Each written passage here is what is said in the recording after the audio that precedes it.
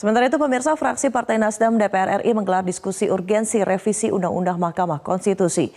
Menurut Partai Nasdem, proses rekrutmen hakim konstitusi perlu diperbaiki agar bisa menjaga independensi dan etik hakim.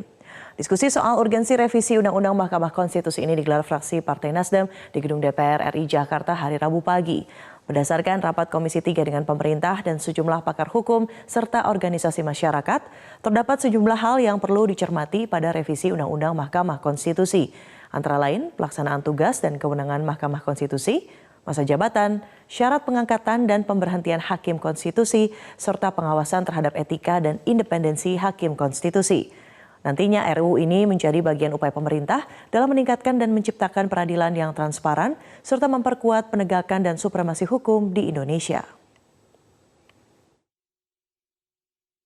Karena kita memang mengharapkan hakim Mahkamah Konstitusi ini adalah orang-orang yang memang tidak perlu lagi melakukan upaya-upaya politis untuk mendapatkan dukungan.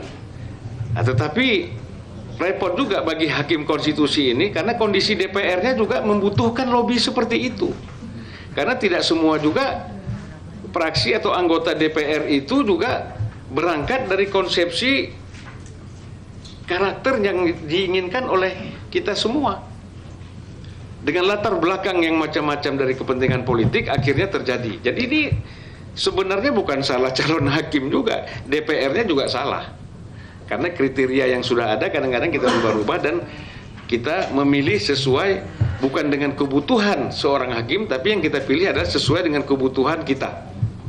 Nah, ini menurut saya ke depan memang tidak boleh terjadi lagi agar kita melahirkanlah lembaga konstitusi ini yang menurut Bang Jimli bahwa mereka sangat posisinya sangat penting di dalam memutuskan segala sesuatu yang berkaitan dengan Undang-Undang Dasar 45.